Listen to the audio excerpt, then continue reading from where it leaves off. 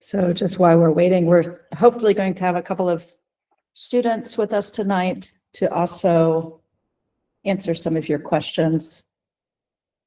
Floris, if you can hear me, because you appear frozen to me, but if you can hear me and reach out to everyone, maybe we can have a couple of students joining. So it's 7. Thank you to everyone for, now I'm frozen. Let's see here, let me make sure I'm on the right connection here. Okay, so if that happens, let me know.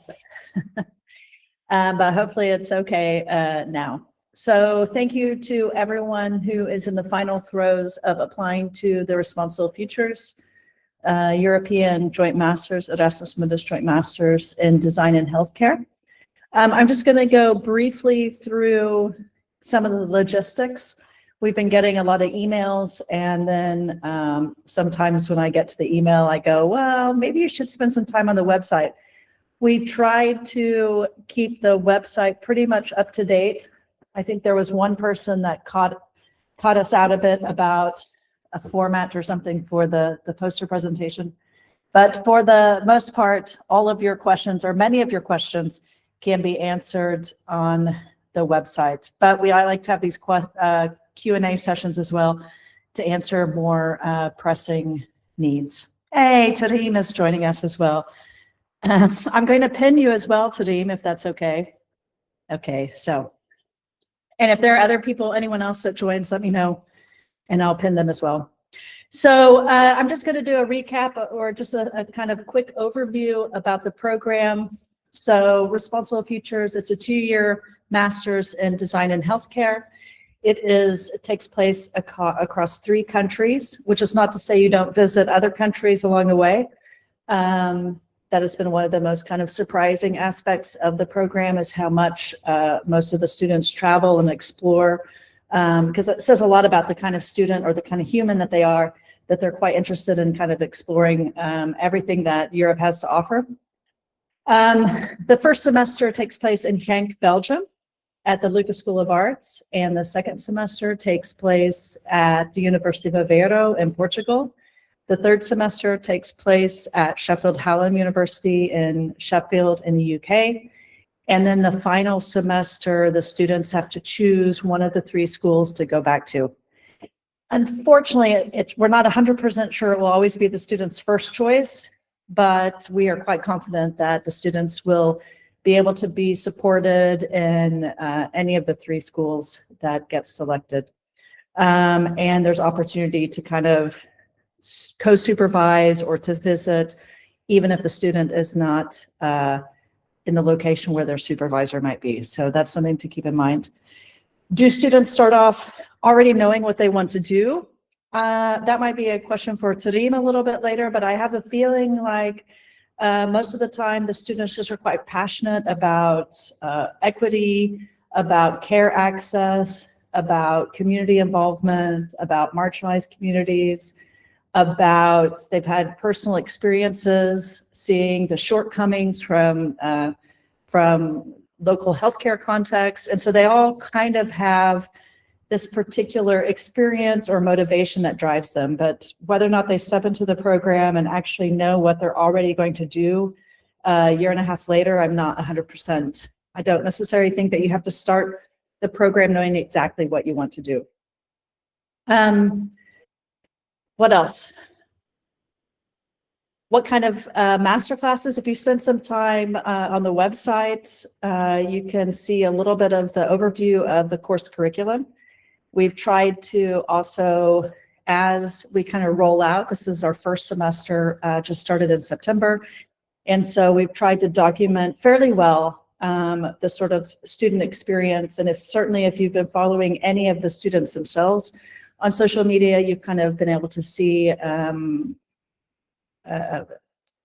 social aspects of the student experience as well. Yeah, curriculum is online, application process is online. We've changed it, considering the application process from last year. This year there are only 14 scholarships available for the Erasmus Mundus Joint Master Scholarship. When you are applying to the program, you're actually applying to the program. So you should make sure that your motivation, we understand that some people aren't financially able to attend if they don't get the Erasmus Mundus Joint Masters, but we've tried to make it possible for you to find other sources or kind of warn people in advance that it's not a program, unlike some other Erasmus Mundus Joint Masters programs, which are fully funded for the whole entire cohort. This is not the case for us. Okay, so since Tareem is here, maybe we can start by asking. Before you start, Shu and A have also joined, so maybe we can pin them as well. Yeah, let me see if I can find them. So maybe in the meantime, if you guys can ask some questions for the students in particular, let's focus on their contribution. And then let me find Shu. There we go.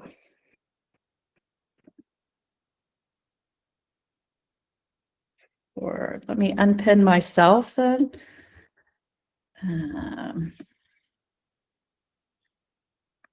And then let's put Shu on there as well, pinned to the screen for everybody. Okay, so if you guys have some questions, and I'll kind of try to moderate it a little bit. So I'm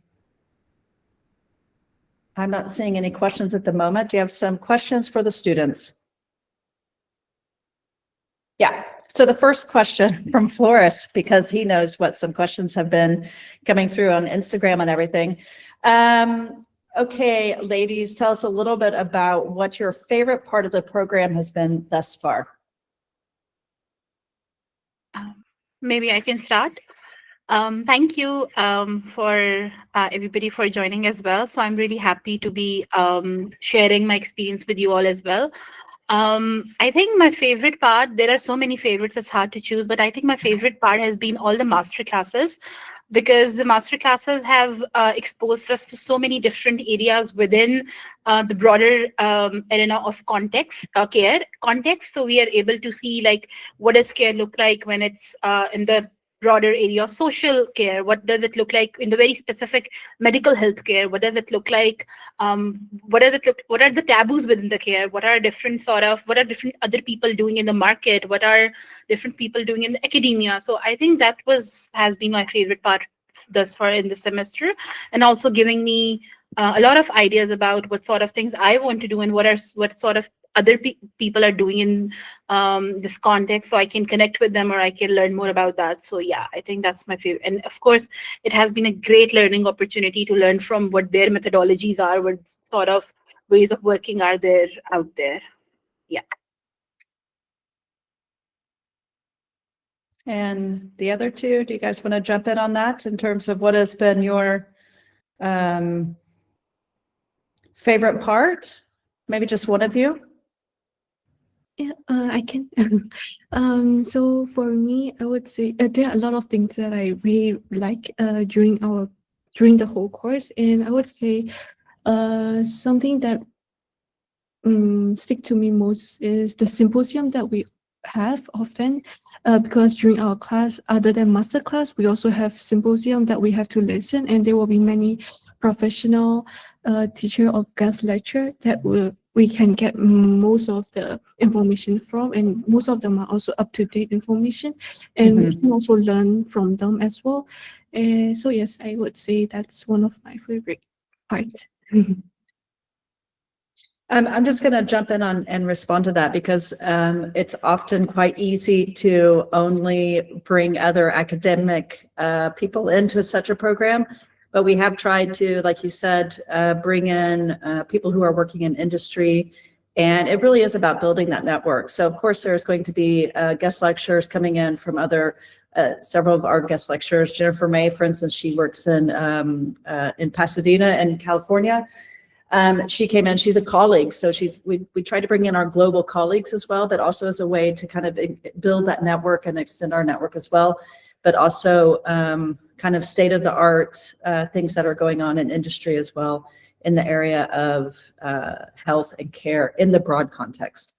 Just going on to the next question. So what has been the biggest challenge so far for you guys?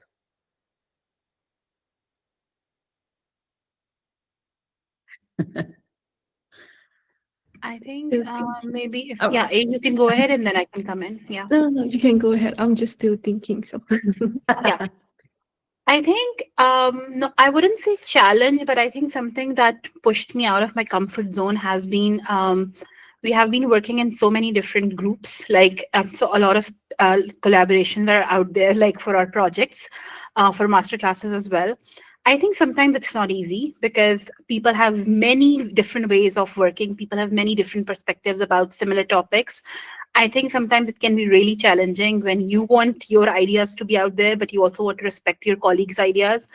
Sometimes your working style does not match with them, but of course, they also have to negotiate. You also have to negotiate. You have to come to that common ground. And sometimes it's quite challenging. Sometimes I remember for one of the master classes, like we were doing, and it's not like our ideas weren't matching. It was just so many different ideas. And like at the end, we were like, what do we do? Like, because there was very less time left to actually present. And then we had to just go over very quickly. But sometimes it can be really big challenge. But I think that has also been pushed us like or out of our comfort zone because not because even in the industry, because I come from like quite a lot of industrial experience, and despite yet like I face this challenge, so I'm sure that other people might be feeling this as well. But I think this helps like actually navigate the space in a way that helps you see so many different perspectives.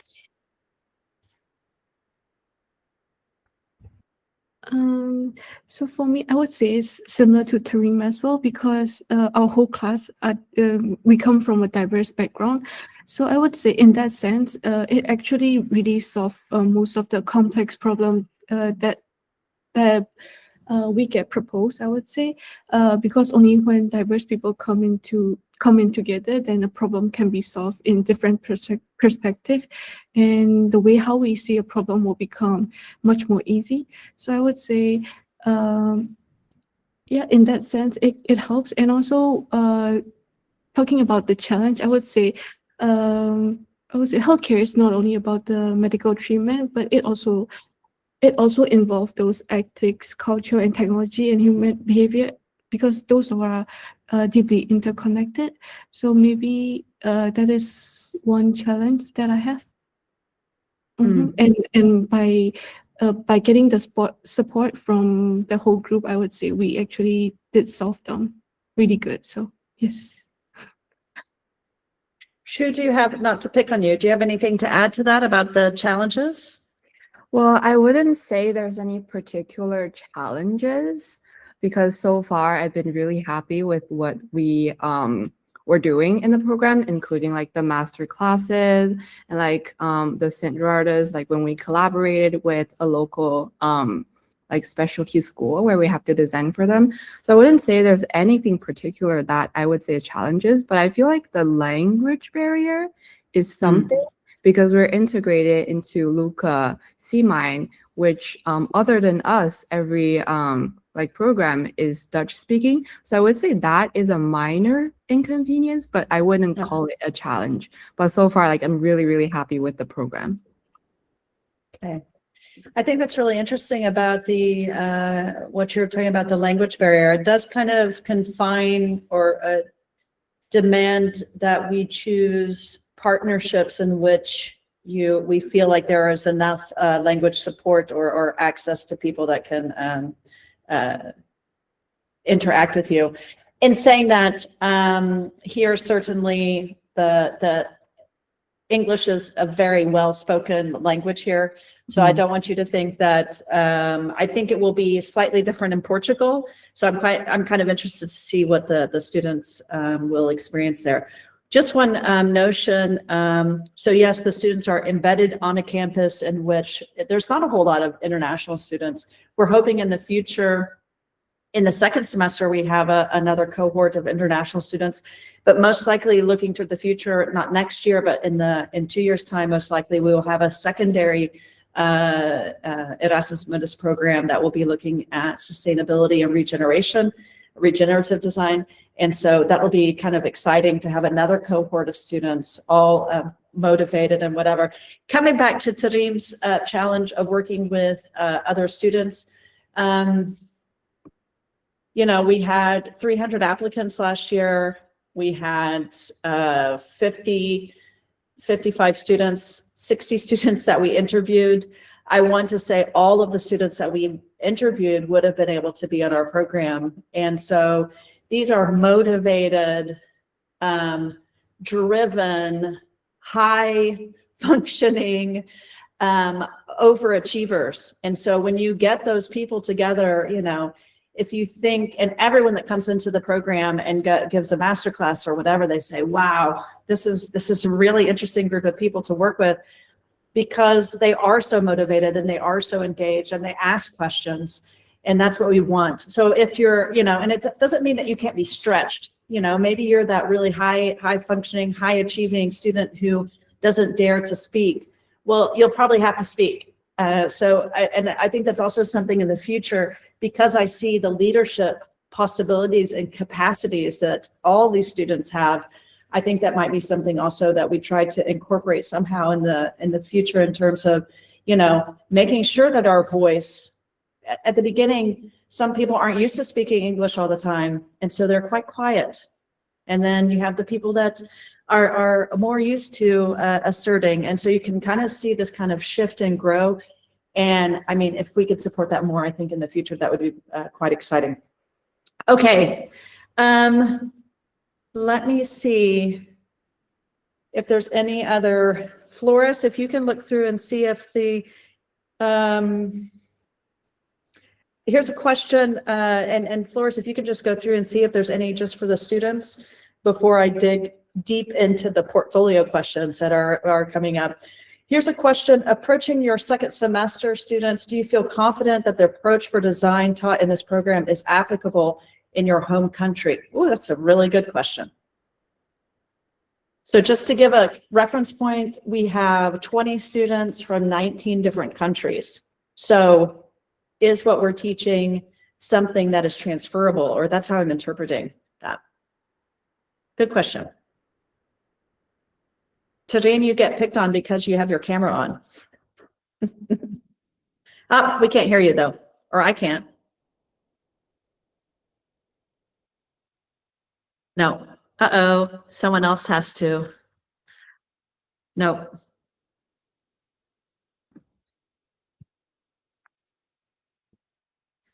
So someone else will have to jump in.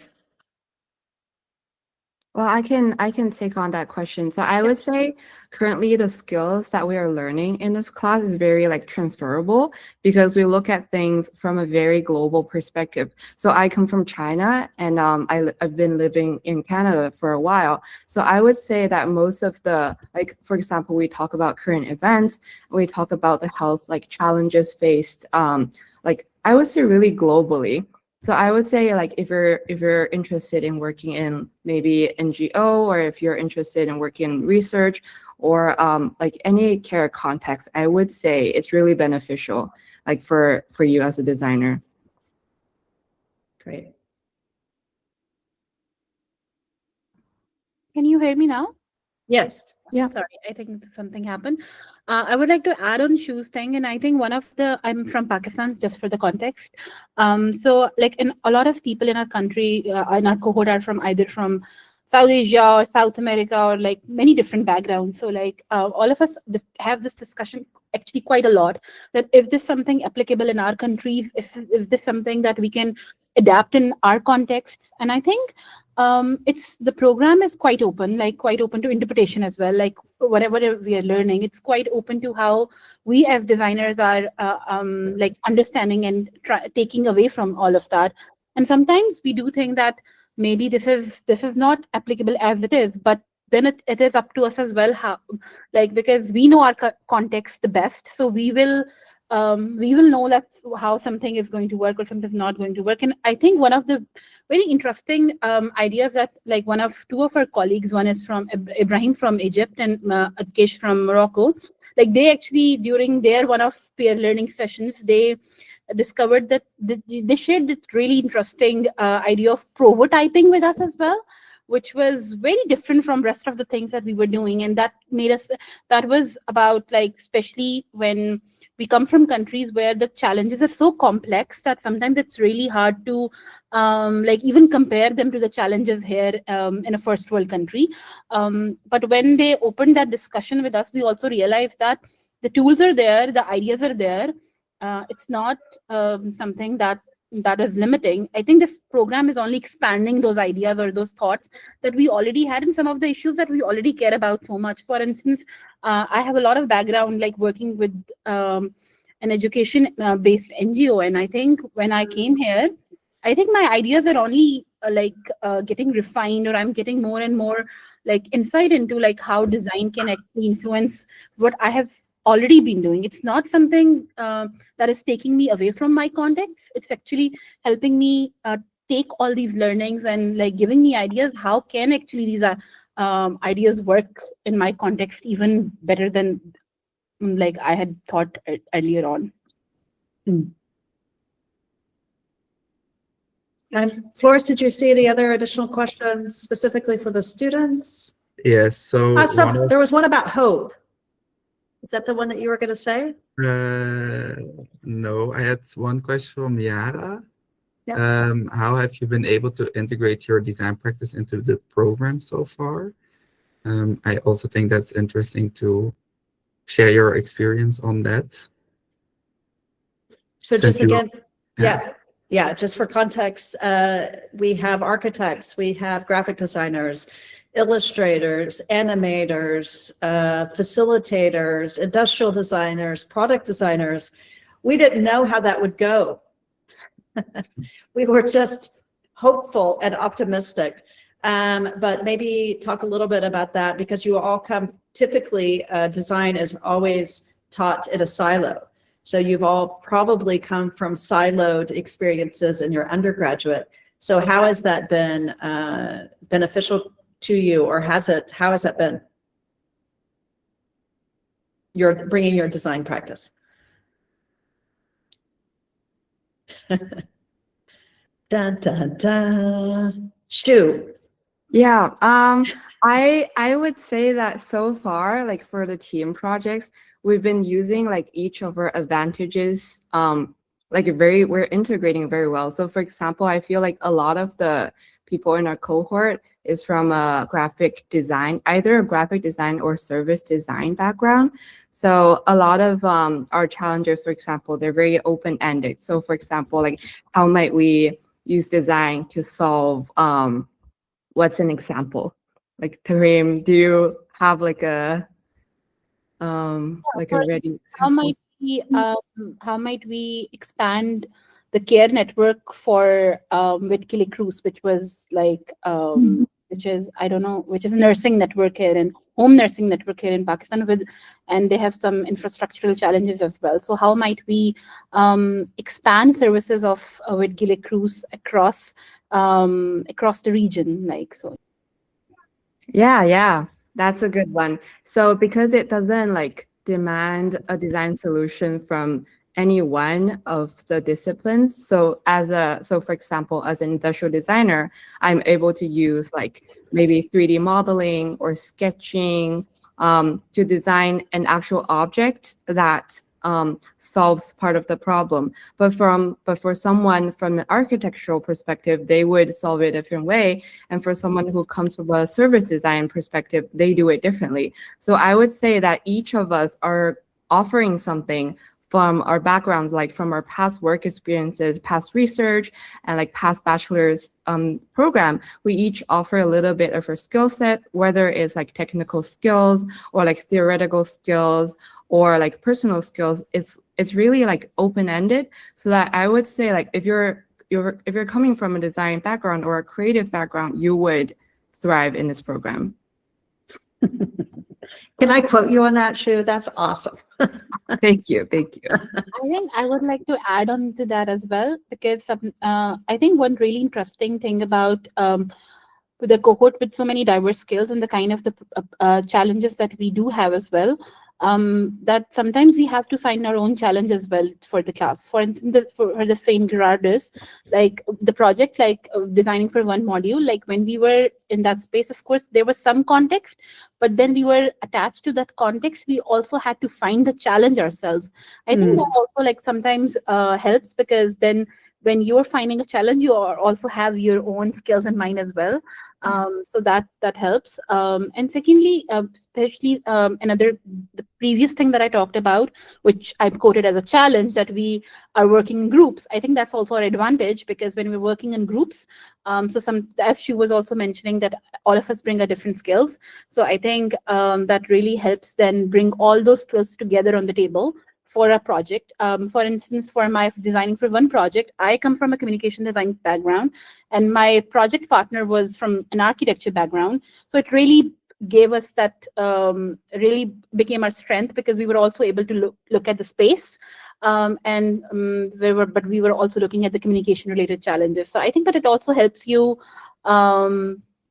push a bit further and learn new skills from your peers as well, not just through the master classes or the other classes.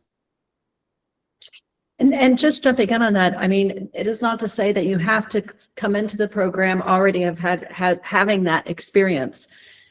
So certainly we see our role as this first semester in Yang as an equalizer, or to give everyone a level, someplace a common space to work from. And so we have students who don't have this really deep theoretical design research background, and we have others who have rich experiences in design at an academic level. And so the idea is to create some space where everyone has a common kind of language, and the opportunities, as they both have mentioned, for peer teaching as well, and to bring in these different perspectives and work in teams. Not everyone has worked in teams. Not everyone has worked in healthcare contexts. That was one of the questions. Do you need to have health experience? No, you do not. We understand that all around the world, people are being, if you're studying graphic design, you're being taught to be a graphic designer who can step into the graphic design industry, which is quite different than a healthcare context. So we get that your portfolio should just be something that we're like, oh, this is someone with some talent, with some reflection, with some interest and motivation, and look at what they can do, and imagine them in a team together and what they'll be able to accomplish. I have one more last question for the students, which I think is quite a beautiful question. I would like to ask, does this program allow you to be more hopeful as designers? Because I'm adding to that, because I know when we start talking about some of these issues, and regardless of whether or not the issues are rooted in the context of Pakistan or rooted in the context of Limburg, Belgium, at the moment when you kind of scratch below the surface, they're quite systemic things. So you might be talking about access to menstrual supplies for young women, but it's not just about access, it's about the systemic context. Oh.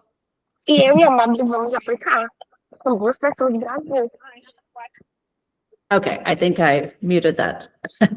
But so anyway, does this program allow you to be hopeful as designers, or is it just hard? I think I would like to take on this question, because coming from Pakistan, where the context is already hard, and I would speak for my other colleagues as well, who come from very difficult contexts as well. I think it's honestly difficult, because even sometimes you think that nothing can change, because that's a very human thing to feel as well. But when you see that collective energy, when you see that collective struggle to do better, and that collective collective will to actually change things, I think that gives me a lot of hope. where sometimes you can feel really isolated when you think on things on your own. But I think the kind of space we have been able to create through this program, not just in our classes, but personally as well. Sometimes when I'm talking to my classmates, I feel like I'm not alone, that I'm feeling this, that so many other people, especially like when we look globally as well, what's happening in Gaza or what's happening in other parts of the world. And I think when we think about, or when we share about these challenges with each other, and when we find that solidarity, and when we find that we are not the I'm not the only one who's thinking about all of these things, I think that really helps. And I think one thing that, and I would say yes, I have been feeling hopeful since I came here, and it's mainly because of the people I'm surrounded with, and mainly because I see that people want to change things and they're working for that. So I think that is something that really gives me hope, that that people really want to change things, and that's why they're trying to do so many things.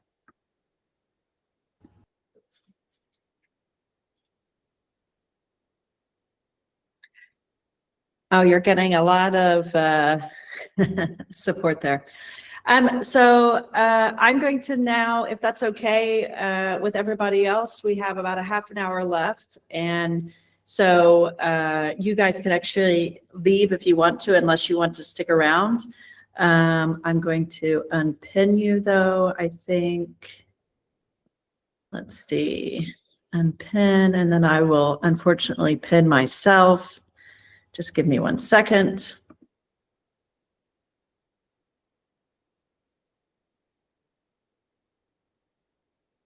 Oops. Okay. Now I will pin myself. Okay. So Flores, if you can help me go through all these kind of questions. A lot of them are about portfolios, poster presentations. And we appreciate your taking the time to come here tonight and ask questions. And I get a lot of emails as well.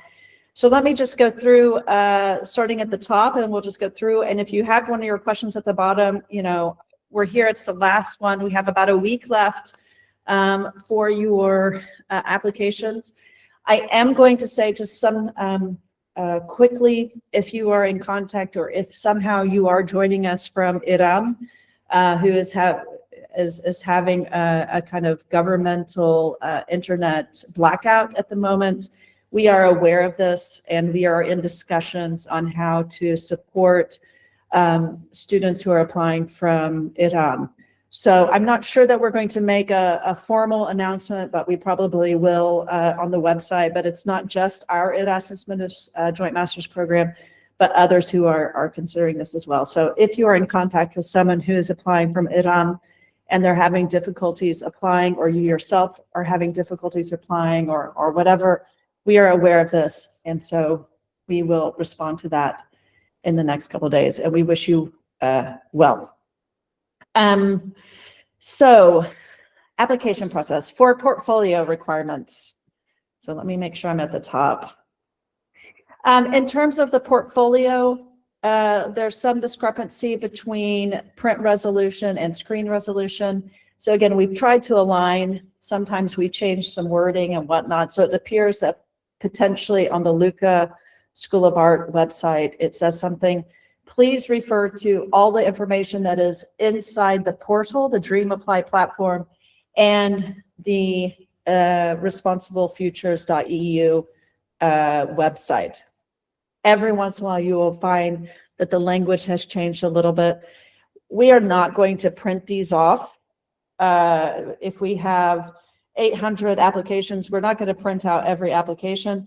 We're not going to print out every portfolio. So screen resolution is fine. We're all going to be looking at it on our typically Mac laptops, in Acrobat or in Preview, Apple's own program. So that's, I think, you should not worry. We're not going to go down and go, ooh, instead of 1920 by 1080, they did 1120 by 760, whatever. It's fine. Don't worry about it. I know some of you are worried.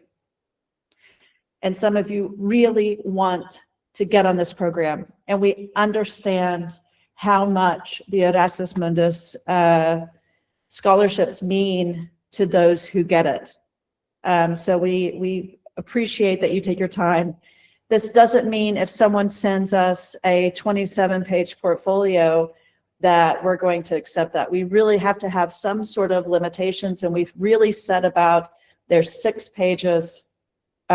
Please stick to that. So there will be some elements where we stick to, but if you're concerned about the screen size, you always have the opportunity to change it. You can change everything that you submitted in Dream Apply up until that last minute on the 20th. Going through the questions again, is there an age limit? No, we had, in fact, some people applying last year, I believe in their early 40s. I think that was the oldest. We have applicants who are married. I don't know if any of them were married with children, but it's really, there's no particular person that we're looking for. What we are looking for is the ability that we can add value to whatever you're kind of looking for in your life. I think a lot of the current students have used this. Certainly those that had a lot of kind of industry experience are using this as a way to pivot into a new industry. So whether or not, you know, this provides an opportunity in your life to change and do something drastically different. For instance, Taneem was talking about how she used to work for an NGO in Pakistan. Well, this is a pivot into a new space. Might she pivot back? Maybe. But so in terms of life space, age limit, there's no age limit. We would like to be able to teach you something still. We would like to be able to add value. It shouldn't be just the opportunity to live abroad and meet other people and have a good time. It should also be something where you feel like you have the space to grow as well. We had several applicants last year, I think, where, you know, they could have been our colleague. And that's great. We're happy to have people with that kind of caliber. But I would say that's something, just be reflective about whether or not you have, if you're able to grow as a designer or open to grow as a designer.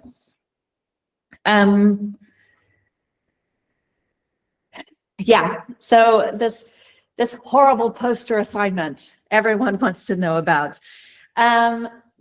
We recognize that this is a challenge. Yeah, we've got a lot of laughter going on. Yeah, everyone's laughing. Come on now.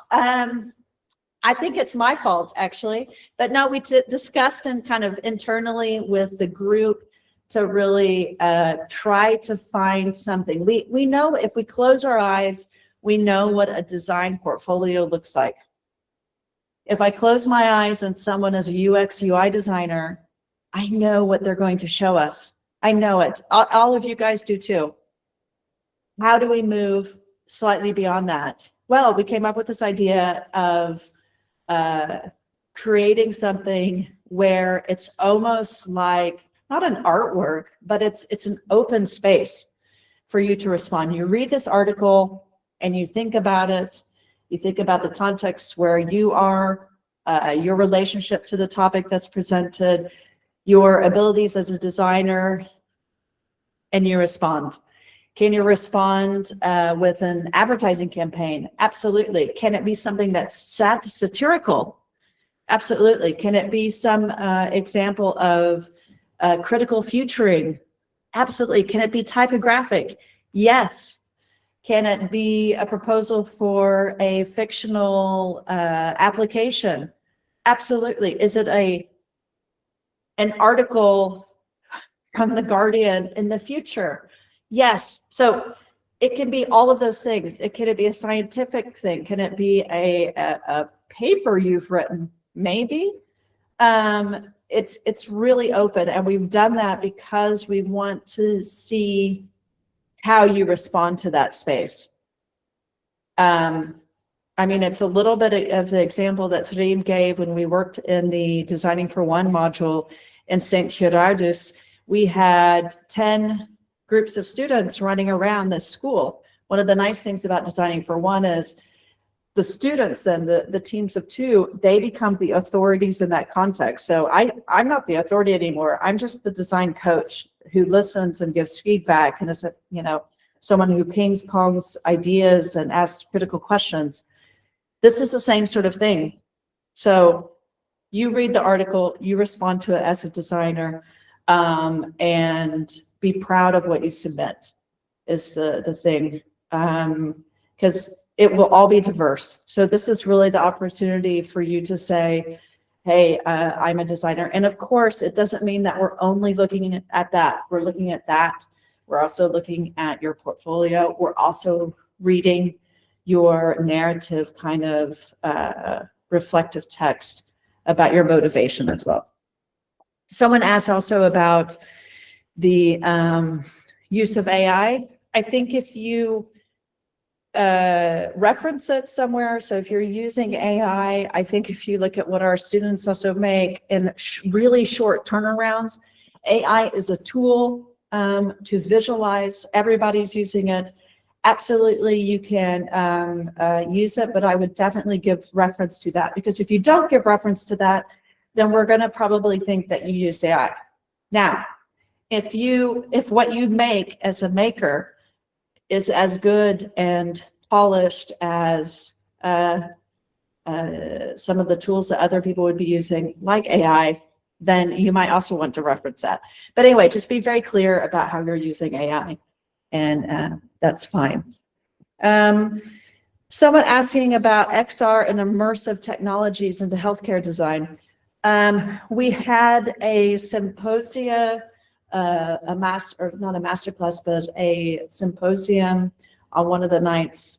One of the students just mentioned it, where we tried to bring in people. We can't cover everything. Certainly we can't cover everything in one semester, but all of the technologies that are available, it's always possible that they will pop up. So I think we had certainly some VR experiences that popped up about pain management. And we have a colleague that's working in the XR space as well. And we might be working in the future with revalidation about stroke rehabilitation and the use of kind of these immersive tools as well. So everything's kind of possible, but we have to also accept that we can't do everything all the time, which does also not mean that a student can't say, this is where my passion is, this is what I want to do when I work on my master's thesis, or that every project I do, I want to see if I can pull in some sort of next level kind of immersive technology. So I hope that answered your question.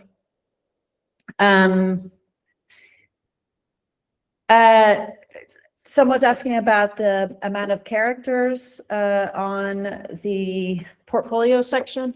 I wouldn't be worried too much about how many characters in terms of, is it including the space or not including the space.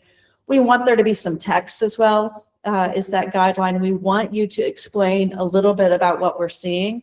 We want to know where that came from, what your role is, how you got where you're going. Tell us about the process, tell us about the end results, tell us if it was implemented, not implemented. So it would be the same thing that you would tell us if you were standing here flipping us through your portfolio pages and showing us your work. So use that text as a support.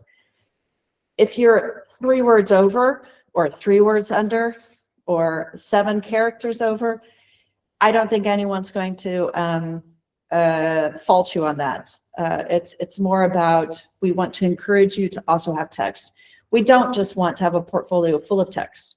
We also want to be able to see that you are someone who can visualize as well. Question, can we have a short about me page in our portfolio? Yes, provided that it takes up one of the pages.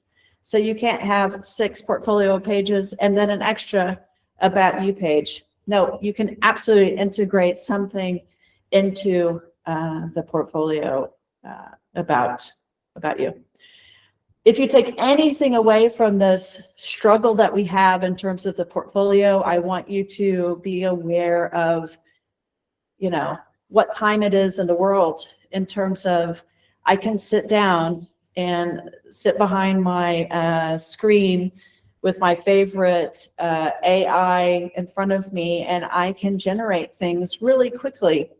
And then I could arrive in a program very easily, not having the capacity to communicate about design well, to create quickly, sketch and prototype and come up with ideas well. So we have to find ways to see and test who is this person who's applying to the program. So it's a cohesive thing. Portfolio is important, motivation is important, English capacity. We're not going to say English capacity in what you submit. I imagine you're going to test and reread and reread and reread and make sure all those errors are out of these kind of documents that you submit. When we have the interview process, yeah, English language and your ability to respond to quick questions that you weren't expecting. Yeah, okay, moving on.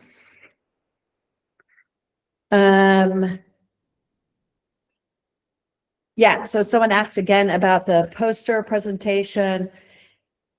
Should be interpretation, should it be solution-oriented, artistic, a promotional, or an existing project? It can be all of the above. It can be a solution.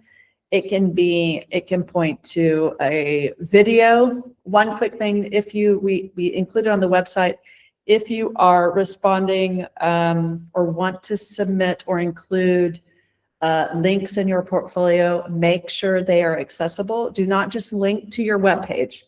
Please don't expect us to be click, click, click, click, and find something that you buried somewhere in a webpage. No, if you think that we should see that video that you made, include a link to that video, but make sure we can click on it and we don't have to ask you later for a password or access. Recommendation letters. Lots of applicants come from countries or contexts in which recommendation letters still play a big role. So also here in Belgium, we have for certain scholarships, not the scholarships that we have in this program, but for other scholarships, that's one of the expected things that people submit. We understand that recommendation letters are something that can be generated so quickly on the fly, also from the person themselves. Like if one of my graduates is coming to me and asking me for a recommendation letter, I can make a recommendation letter that is glowing in a matter of seconds now. So I think the weight of a recommendation letter is losing its charm, if you will. But of course, include a quote from one of your former teachers somewhere integrated into that portfolio. Think about it. 6 pages is different than having an old school portfolio, where it's 25 pages and this is me and how good I am at illustrating, and this is really me at how good I am doing animation techniques, and this is me. Now, think about it as a holistic, how all these various elements pull together. All right, Hagel, I'm looking through your questions now. So we have some questions here about the residency certificate. We also have questions about graduating in the future. So again, refer back to the website.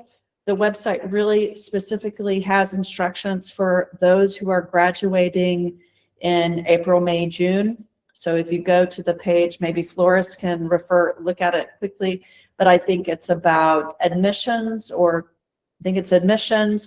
and you click down to what you need to submit, and it talks about the documentation. And for those of you that are still studying, maybe Flores can copy paste and put it into the chat, but it's on that page, and he can provide it for you. So what you do is you get a letter that says when your expected graduation is, and you submit it, and then you need to be able to prove Basically, you can't get your visa until after your diploma has been issued.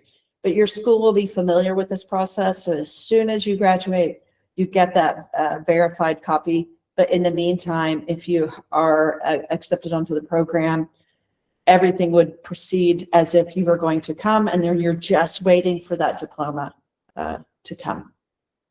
In terms of residency, try to find the most formal piece of paper that you can find stating your residency, and submit it. Every country, every place has a different way to get that. I would go to my city hall and get a piece of paper. I think it would be free. Other people have to go to, I don't know, to their local police station, or they get a copy of their utility bill, get whatever formal piece of paper that you have and submit it.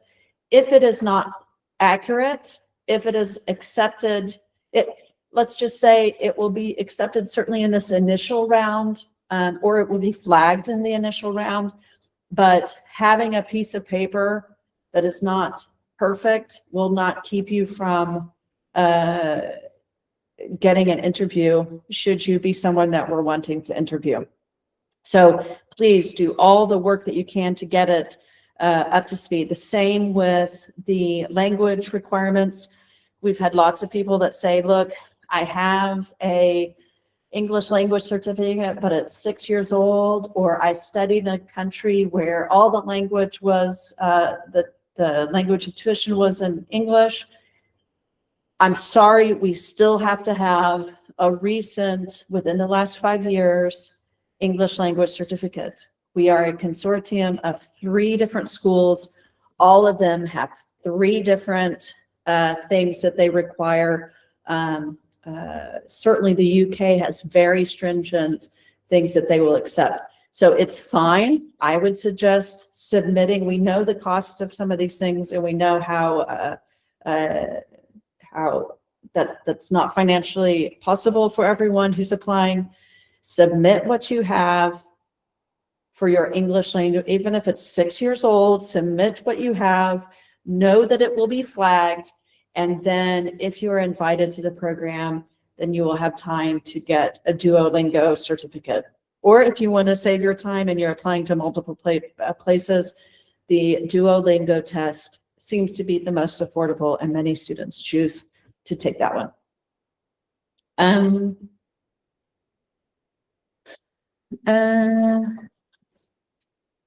going to come back to that one. Michaela, I will come back to your question. So Flores, remind me to come back to Michaela's question, just because I'm going to take care. I'll try to make a note of it. Yes. Oh, now I've lost everybody. There's everyone back. Font size, no. You can, some people might want to make something so small, and that's part of what their story is, and we have to zoom in to access it. So there's no, we all come from, the selection committee all comes from different backgrounds as well, from people that have studied Germanic languages to people who have studied illustration, to fine art, to graphic design, to service design, to product design, to whatever. The selection process is done in teams of 2. So we try, it's never just one person's being convinced or not convinced that you're a strong candidate. It's always in conversation with another lecturer. So it's quite a nice process. So font size. Someone asked, in terms of the application portal, it asks for activities. If you can close your eyes and think of what a typical CV looks like in 2026, and with a little round photo of you off at the side with a solid bar colored or pattern on the left-hand side, and somewhere it shows how good you are at the Adobe Creative Suite, and it shows the 5 jobs that you've done since you were 13, and then where you did your internship and what your little, a couple of sentences about what your ambition is. All of that, we're not expecting to get one of these from you. And you do not need to include that into the portfolio at all.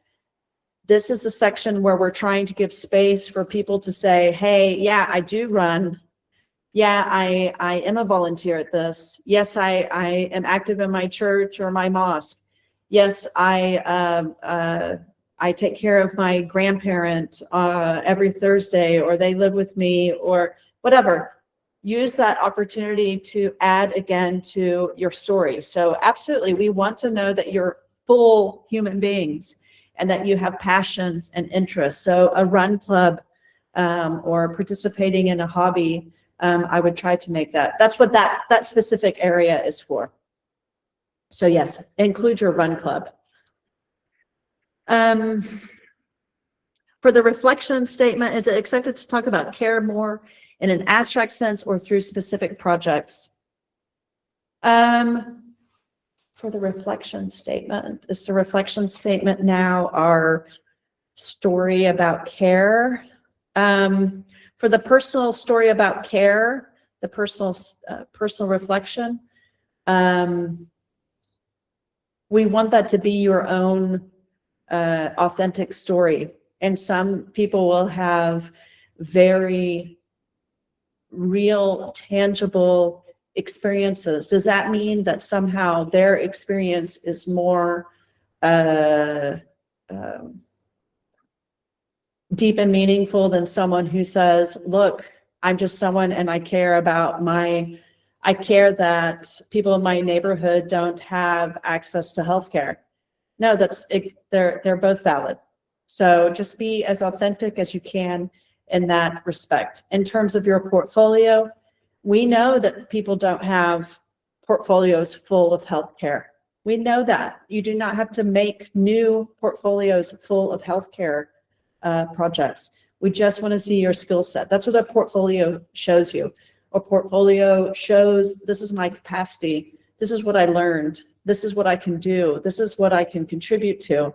This is what I bring to the table. And, you know, yeah, I hope that answers. That's another one I'm going to add to the end. Alina, your question. Okay. Can we see the accepted portfolios from last year? No. Sorry. Last year we were very open on the portfolios, so it might be that if this works well, this very limited and very focused portfolio section, this might be something that we would say if the students who are accepted onto the program are okay with their portfolios being shown, maybe we would do that. But we also just like to have that open.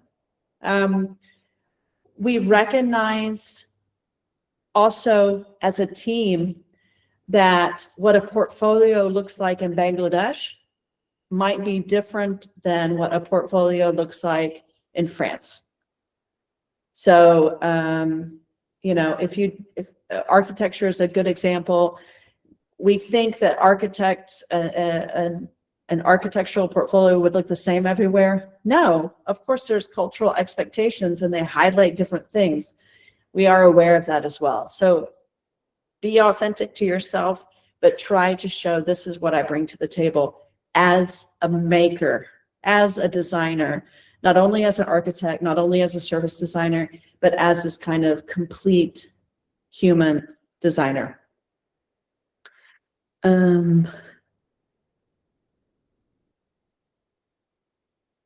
So someone's asking about, it's not terribly controversial, Bianca, but how is AI treated in the program educational experience? Is there an AI policy?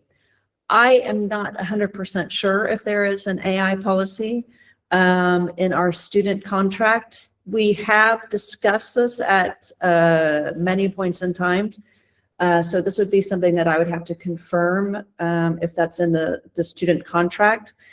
Maybe I see Tarim and Shu are still on. If you guys know if there is in the student contract that you guys signed or the student documentation. But we encourage, I would say encourage might be too strong, but we don't give students necessarily a whole lot of time sometimes to make visualization. So they have to use the tools, whatever tools that they have of the trade. So second question, if we were to use AI generated images in the poster, would it be bad? No. Yes. It can be, I can also look at something and go, well, that's AI. Yeah, everyone's laughing at me again. I can look at something and go, yeah, that's AI, but maybe there's a reason for that. So I'm again, if you're using AI, I would reference that. I would put that in the part, I have used AI. Why have you used AI? It's also different if someone applies on the 19th of January, they are coming in hot, they've just found it, and they write this huge story about why they had to use AI because they had 33 minutes left to submit the project, whatever, right? But I mean, many of you have been doing this for a long time. You want what you submit. We all know. Do we all know? I mean, it's getting to the point now we don't know. I would just be really honest about it.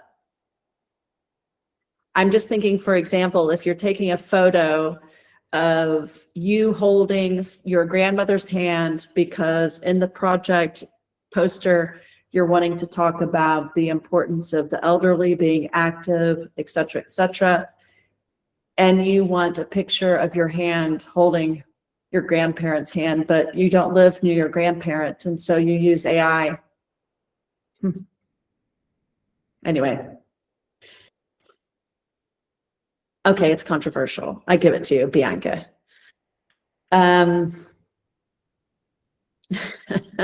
Yeah, so you have to use it. Well, you just have to be a little bit, I mean, when I'm looking at what the students work, when they submit something and they're doing a presentation, but they had 3 hours to come up with some sort of response to something, I'm expecting what they're making to be AI generated. Because what they're using the AI for is to support their story. It's not a designed thing that they're submitting. They're using it to support their process. I don't have a good answer on that, but I think this idea of having an educational policy or an AI policy, I will have to get back to you on that, but I think it's certainly moving forward.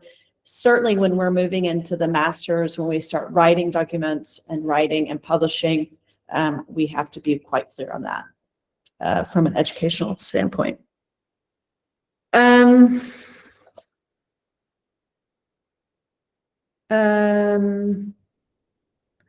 Something about industry works. We have applicants who have extensive amount of time in industry. You absolutely can share work that comes from industry. It doesn't have to be only things that you created in your bachelor level or master's level. So you can bring industry experience in. In terms of UX, UI, I think that's, and service design to a certain degree, those are two of probably the most difficult areas. Every kind of discipline has their own sort of look and feel. And I think UX, UI, it's hard to show in wireframes or in screenshots or in mock-ups of user interface design, that story. So those of you that are submitting from a UX, UI perspective, I would try really to bring those humans into it. And by humans, I don't mean the fake hand holding the fake smartphone with your design on top, but try to tell more about the context in which the application that you created, what it's trying to do. So really focus on that human aspect is what I would suggest.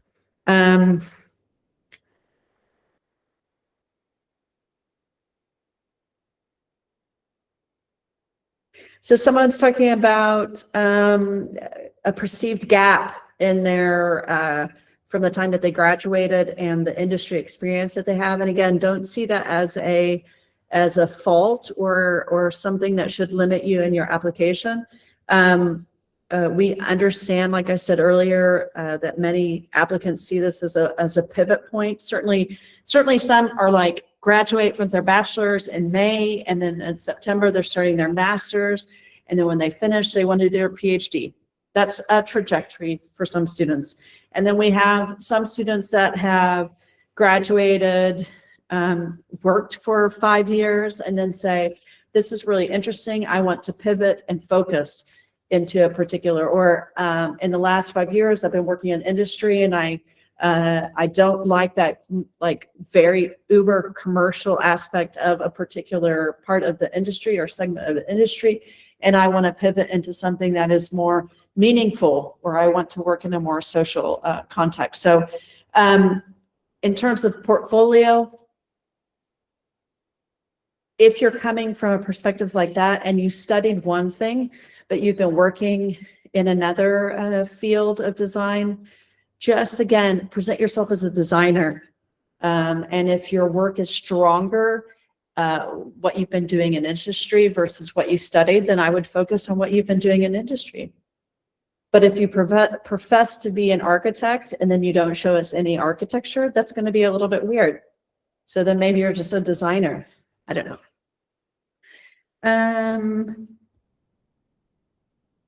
Yeah, I think I've done that.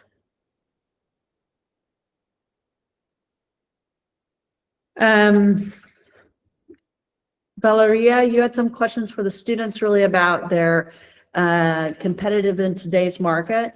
I think this is a question that we'll have to wait and see a little bit about where the students, the current cohort end up. What I think sets us a little bit apart from other master's programs in Belgium, typically bachelor programs and master programs, the graduates that they're expecting to come out are graduates that take up the junior design roles at existing organizations, design studios, whatever. Every once in a while there's a freelancer, but typically you ask a lot of freelancers that have just graduated, they really want that nice, comfortable job in an agency as a junior designer. I find the word junior designer really not a nice, I don't know. Anyway, that's the kind of trajectory that students are having. I don't necessarily think that's the trajectory that our students will have leaving the Responsible Futures program. I really think that we have the ambition of the students is not to just step into a junior role somewhere.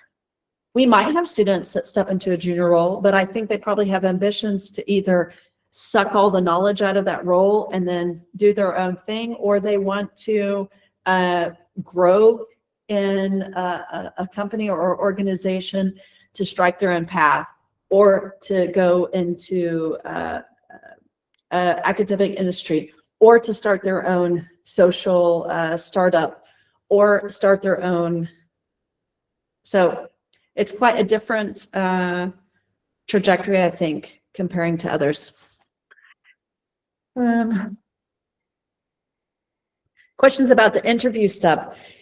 Interview week is really intense. We are not going to ask more than 50. We give a little bit of space for ourselves because, like I said, we all look at all these applications and then we kind of go, no, I want so-and-so to be interviewed. And so then, you know, we give everybody a couple of wild cards because we get quiet with the applicants that we see. We feel their motivation. We want them to succeed. We wish our program took 100 students with 100 scholarships, but that's just not the case. So when we get to that interview process, students are coming in, you'll get a 20-minute, I believe it's 20-minute time period. We talk to you, I think, for 15. We give you 5 minutes to ask questions. And again, because of AI, we have to ask some questions that are outside of right field and left field, but predominantly, we want to hear you talking in your authentic voice. We want to see you. we can manage all sorts of issues with internet. That's my daughter, Lucy, who's blurry, but anyway, she's fun. So I can't give you any kind of tips and tricks on the interview process, but what we want you to feel good. We are on your team. We are not there as educators to kind of trip you up. We want you all to succeed. If you make it to that interview stage, you have already accomplished a lot, and it is already a whole lot of stuff that you have overcome to get to that point, because that is really, you know, if we have 800 applicants, that's a very small segment that make it to that, and it's even smaller segment that make it into actually being invited onto the program. And that's a positive for us, but it's a negative for a lot of I see some people who applied last year. Man, if you already made it to the interview process, they know how competitive this is. And so I know I've gone off on a little bit of a tangent, but I want you to know it's very competitive.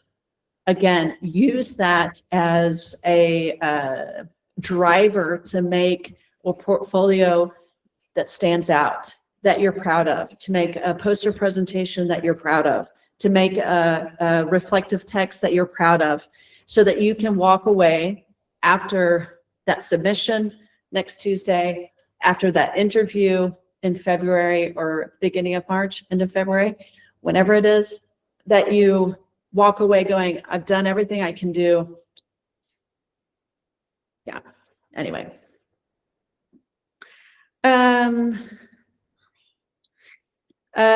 Someone asked, hold on, I think Lucy has a question. Can I have a piece of bubble gum? Yeah, that's fine. She wanted to know if she could have a piece of bubble gum. How do professors judge your ability to do well in the degree? I think we'll get smarter about that as the program matures. Again, if you're someone that is too quiet, to moving countries, moving from Asia all the way to Belgium, and then 6 months later pick up and move to Portugal, and then 6 months later move to the UK, dealing with our weather. So I think probably some of you have seen, we had fantastic snow last year. Ask some of our people from Southeast Asia if they liked it. They liked it, but they were cold, you know? So it asks a lot for these students. So we are looking for aspects of resilience in a student's ability to do well in the degree. We also find it very important to set up the class as being there for each other. So I think you've heard that in some of the examples of what the students said. We have done our best, and I hope we can only continue to refine that, using the first couple of weeks of the course to really set a baseline that you guys are a team. You're not in competition with each other. You're going to get sad sometimes. You're going to miss the way your mom made your cup of tea. You're going to miss this. Somehow find each other and be supportive and really be a cohort that moves collectively across these various countries, which is very challenging. And I think Shu said it best the other day when she's like, become a minimalist, man. I can't imagine living someplace six months and then having to pack all my bags and my cat. We have people with animals as well, one cat and one dog. Anyway, and migrating then to another place.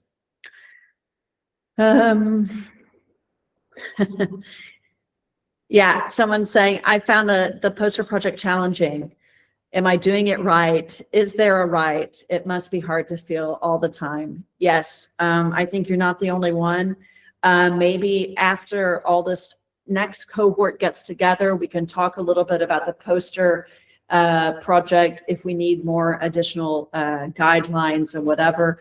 But at the moment, we think this is going to be something that allows us kind of insight into a student's kind of way of thinking, and it leaves us open to surprise. Because I mean, you can be the perfect design student, the perfect design graduate, the graduate that everyone wants to have working for you, but why? And there'll be something about, we know what a polished portfolio looks like.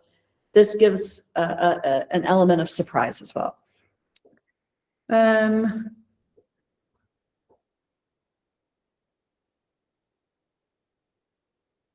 So someone's asking more about, so coming from an audiovisual design background and a more of a marketing or research, design research background, how do you show that in a portfolio? We want to see that process. We want to see the people that you've been working with. We want to see how you analyze data. We want to see how you've gone out into the field in a more collaborative or co-design research kind of perspective. So show us that. We had some fantastic applicants last year who were design facilitators. They had more of a difficulty, I think, in their portfolio showing what facilitation looks like from a design perspective.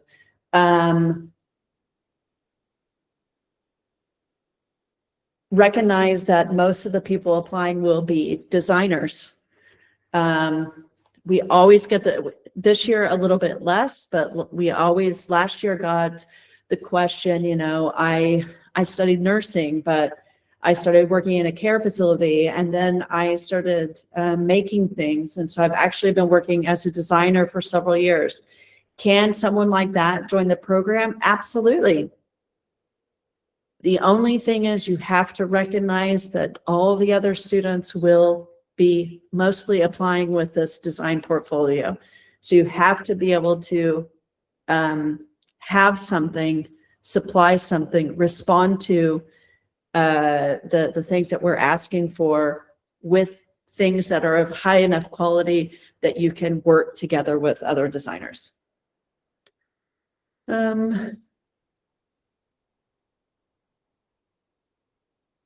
Yeah, so someone's saying they come from an architecture background. We have an architect on our team right now. She also looked at the housing crisis and shortage in her home country, and that made up a part of her portfolio. You do not have to have a portfolio that is healthcare focused. Of course, there are going to be students that come from a design tradition that had a lot more social design projects, ranging from, our industrial designers. Sometimes they've worked with prosthetics or robotics and prosthetics and hospital use devices, surgical devices, all these different things. That's great, and that's wonderful for them. Not everyone has aspects like that in their portfolio. We've had some of the students on the cohorts right now who came from more like advertising and print-based visual design kind of backgrounds, who had very little healthcare design in their portfolio. But when you talk to them, when you read their motivation, you see why they are applying for the Responsible Futures program. Recognizing again, at Erasmus, we know what some people do, probably not the people who have taken the time to come to a Q&A on a Monday night in January. We know that people get the catalog as if it's a real catalog, but they get the PDF of the catalog or they get the website. The website becomes updated and people go through and go, okay, healthcare. Which one is healthcare? Healthcare. Look, this is healthcare. I'm applying. We're wanting the people that are saying this aligns with who I am and my ambition and my hope for the future for myself and for my communities as well.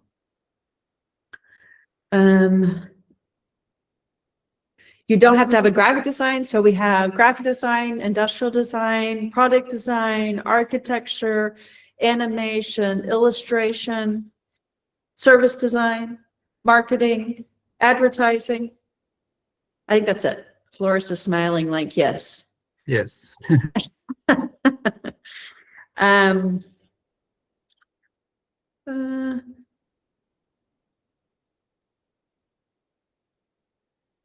so in the application portal, the written reflection statement is the, yeah. We have the reflection statement is the care.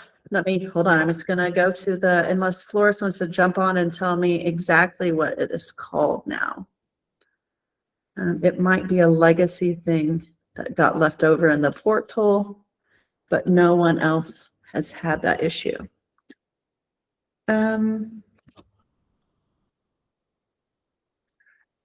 Yeah, the written reflection statement, that is, so if you click on, if you're on the website and you click on the written reflection statement, it describes that as within the application portal, applicants are asked to describe a moment in the last year where they were personally gave or received care and how the experience changed their view on design's role in health. Applicants will reflect on or respond to the statement in a maximum of 500 words pasted directly into the application portal.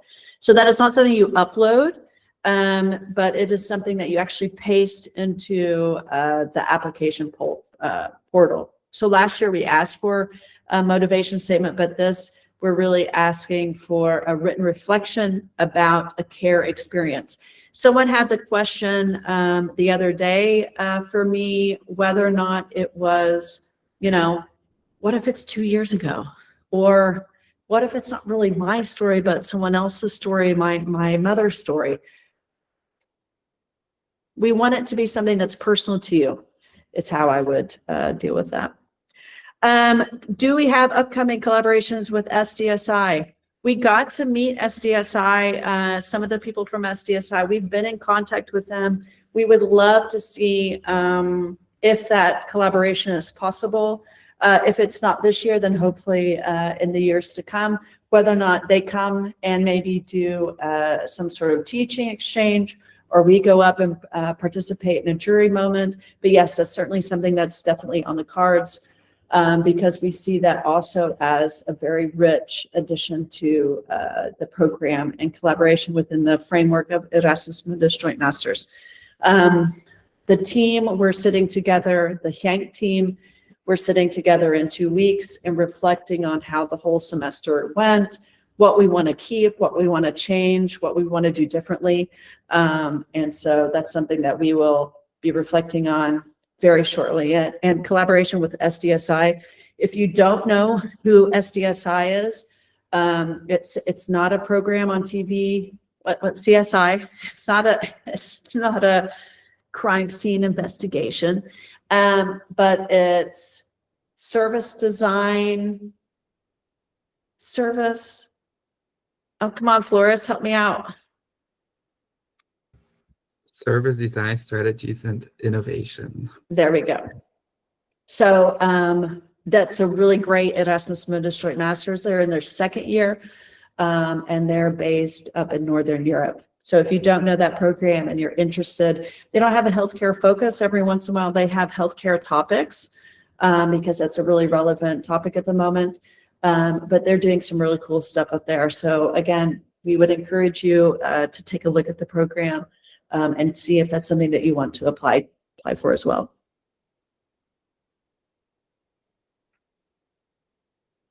Someone asked about the portfolio. Should it be able to be read and understood without zooming in and out? I would only say, remember, it's hard for us to design things and let them go and be released into the world. We've all seen someone hold our design in their hands and then put it back down on the table.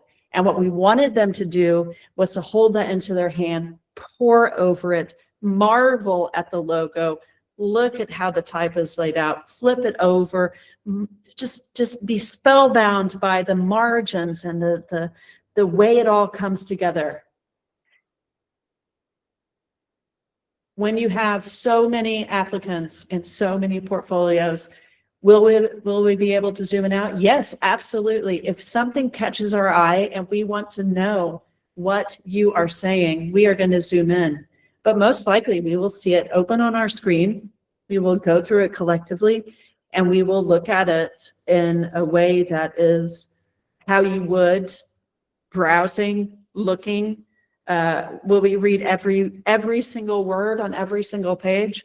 I can't vouch for that in terms of my colleagues. So it really is, I think I've been in education for about 20 years now. So you've seen a lot of things, you kind of know what to expect. And so you're looking for, you know, what kind of the bars of are for quality. So you're looking at quality bars, and then you're looking for that extra thing. I want to know more. What was that they were doing here? What is this picture of? And then you zoom in and you learn more. Super interesting about this, a question about entrepreneurial mindset. This is something that I think when we were developing the first edition, I hadn't personally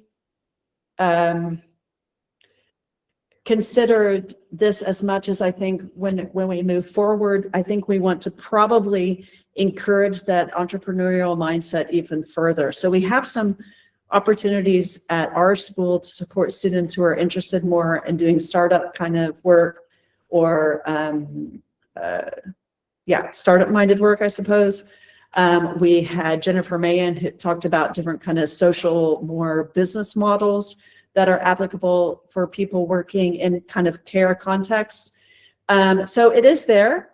And I think we will only, we have to strike the right kind of balance. And so we have to kind of evaluate this, but we definitely want to support students in gaining the confidence to be able to say, I want to tackle this problem and this is how I'm going to do it. So I hope that answers your question.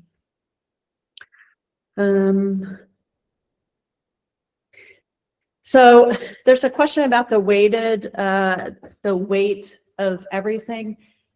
I would say portfolio, we do somewhere in our, and once we actually, you know, we've only done this once, but once we get into it again, we'll dig up all the documents. And so we do have a weighting in terms of, one weighting is, have they submitted everything that they need to? Are they eligible as they say that they are? Some of these things are taken care of behind the scenes by our awesome admissions team at Luca. But then secondary, they're kind of all the same, and we all have kind of a different perspective. For some people, the portfolio is really, really the most important.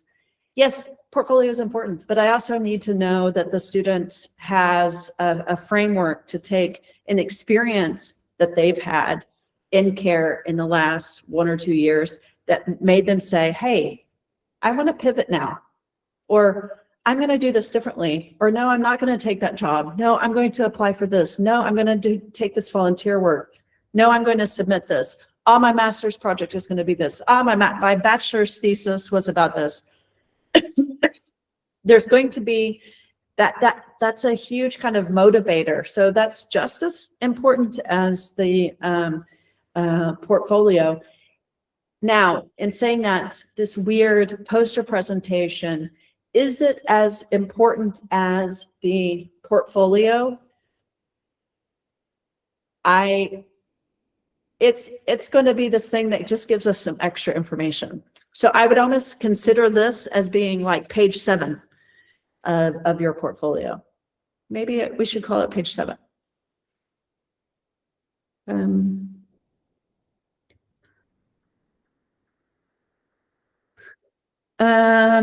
Quick question on the priorities feature in the Dream Apply system as it manages multiple programs. Yeah. Is a scholarship strictly allocated to the program listed as priority 1? Ooh. Annika, this is Annika. When that question, feel free to send that to info@responsible. response-able-futures.eu. So the email address that's listed on the website. And if you email that email address, then I'll get you in touch with my colleague who can answer that. Because I don't have an answer for that. But it's a very good question. And we know that students are applying to not only our program, but also other Erasmus Joint Master programs at Luca, for instance, like Dark Nomads or Dark Nomads Plus or Film Memory as well.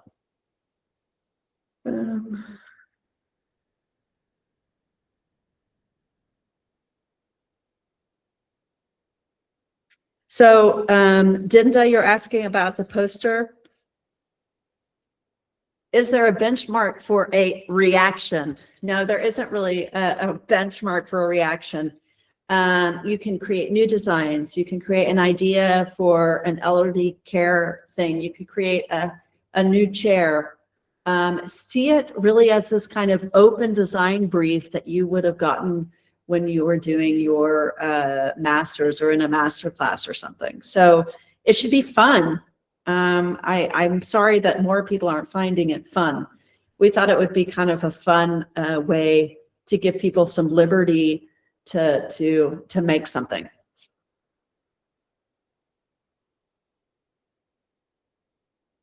Yeah, so this is also Maria Fernanda Zuniga Gonzalez, and you're asking about there is a graduate visa for people who finish master's degree in the UK. Do we get access to it at the end of the program?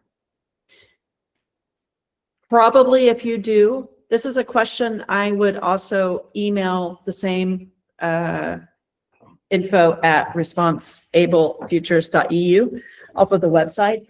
Email that question to me and I will put you in touch with the person that can answer your questions. Most likely, students who are just going to do one semester at Sheffield Hallam apply for a different visa than students who apply to be a year there. So most likely those students that apply for a year there are able to have access to that graduate visa. I'm assuming, but I can confirm that if you send that to me in an email. I know for students in Belgium who will be doing their final semester will have access to that visa. Yeah, so we have a similar thing here, and I'm assuming they have a similar thing there in Portugal as well.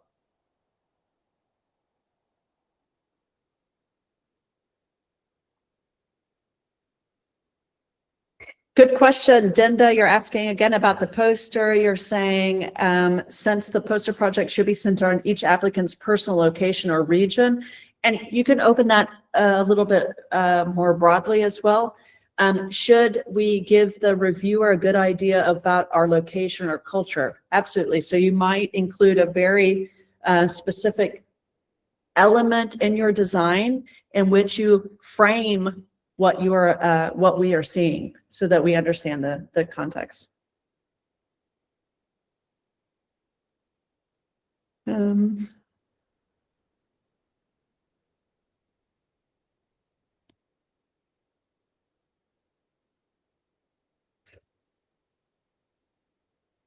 So it's asking about the limitation of 3 projects. You know, if you add 4 projects, I don't think anyone, again, is going to go, oh, but she did 4 projects instead of 3. We want to recognize that there's a limitation in pages. So again, use your, you know, are you doing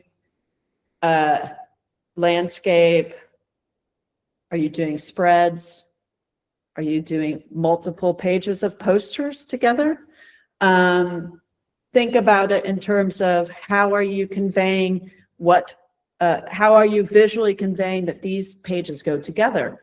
Is it color coded? Have you put a particular, does it have the same background? You know, you might think of it really in terms of 6-page presentation that you're doing.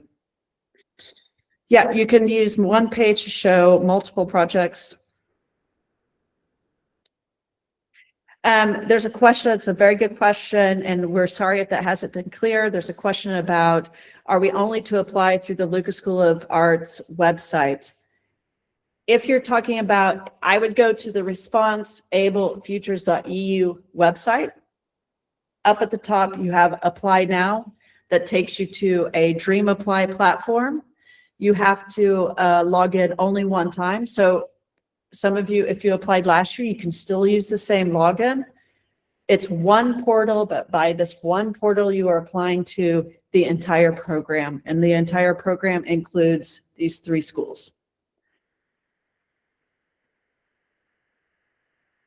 Someone asks, Shania asks about, is it okay to include a passion project? Sure, that's fine. For some reason, people often feel a passion project, it's a fictional project. Well, most bachelor projects are fictional as well. Like if we get back down to it, you know, if you think about what an architecture, we've had some example of architects who have submitted entire plans for hospitals. Well, of course, they haven't ever actually been involved on a hospital, development of a real hospital. If you think of students who are submitting logo designs, many of those logos never feature on the back of a, yeah, anyway, on the back of a cup, okay? So in a sense, a passion project fits perfectly into that context. And again, some of you will be submitting from industry, and they are real ads that you would see on the street in whatever context that they're being used. So absolutely, you can include a passion project. Do you need to talk about yourself in your portfolio? Someone else mentioned that they wanted, you know, do they want to have an about me section? If you think that that's relevant, I love to see a photo of a person. I love to match, this is who this person is, and this is the reality, and this is their skill set, and this is what they've done. I love seeing real photos of students in workspaces. That's one of, if you go back to our Instagram, I love part of our bio section of our students is really my favorite food, my favorite location, who I'm going to miss, and where I work or something like this. I love seeing that kind of stuff. So you can absolutely add elements of yourself into that portfolio, but just be aware, limited space, be very choosy. So that's what we mean by a curated portfolio. It's not a portfolio that you just pull off the shelf and submit to Responsible Futures. Annika, you're talking about you hold a US bachelor's degree, but you spent 3 years at a branch campus outside the US. I would just submit exactly what you just said. Submit that, add to it. You have a comment section, and you can say exactly copy paste this. Later, when the admissions people are going through the documentation and they see, wait, she has, this is what she says that she has, this isn't enough, then we will come back to you and say, you have to supply this. 99% of the time in this context, you will still have to supply a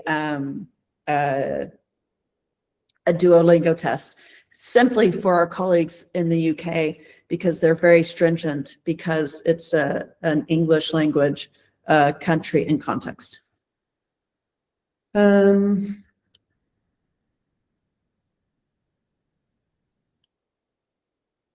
Yeah.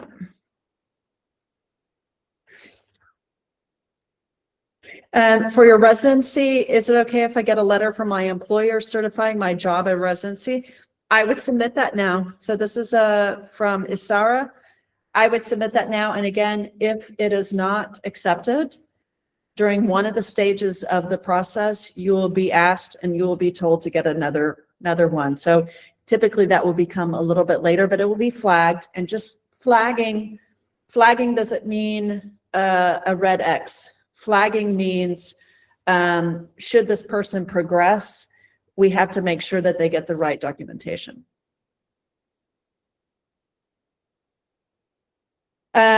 Someone asked about how many active applicants are working on submitting their applications to Dream Apply right now compared to last year. I think last year in the last 3 days, we had something like 150 submissions. So that was totally unexpected, like in the very last final push. So right now we have around 500 people actively working on an application. Well, actively, no. I would say we have 300 people actively working on submission. We have 500 applications in process at the moment. So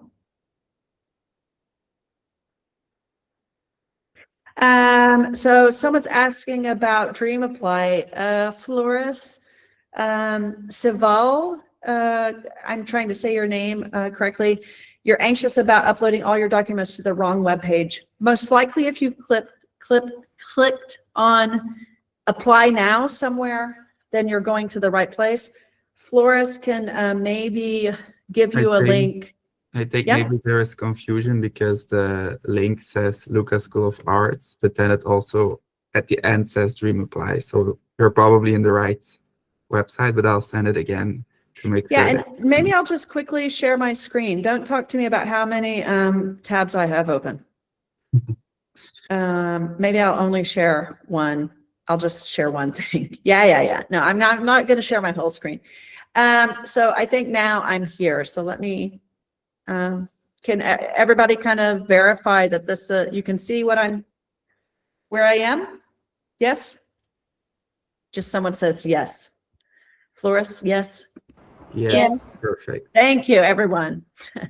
So this is our website, and hopefully you've gone through it and you've checked it all out. If you click here, and again, I'll just quickly go through it. You can read about the location. You can read about the schools that are involved. You can look at the people. We need to update our stories, but we have different kind of news items that we have. Oops, we have the curriculum, the course structure, so you can read about all the various courses that you have at the different schools. The application procedure, this just gives kind of a quick overview, what we're looking for in students, the admission process. Here in the submission, it can tell you everything that you see here. If you have not yet graduated, you may submit an official statement from your institution, et cetera, et cetera. And things change all the time. Last year, we needed a original diploma document. And again, here we see some things during the initial application stage, but at the end of the day, additional documentation or verification may be required. This is about the English language requirements, identification. This is about the written reflection statement and the poster and the portfolio section. Yeah. So just if we go back up to the top, if you click on apply, it takes you to this. And you're not seeing that, but because, hold on a second. Hold on, stop sharing. Now let me share where that clicks to. You guys just wanted to see all my tabs. Ha ha ha. Okay. So if you click into that, then well, no, now you're seeing mine. Oh my goodness, sign out. You see something like this, I think. But anyway, this is where up at the top, luca-school-of-arts.dreamapply.com. So that is what we mean with the portal. So if you're seeing something like this, this is you can see DocNomads Plus, Film Memory, and Responsible Futures. And you can use the one portal to kind of apply to all 3 programs. Thank Okay. you so Okay. much. Yeah, good. Were you in the right place then? Yes, I was asking the question. Thank you. Yeah, good, good.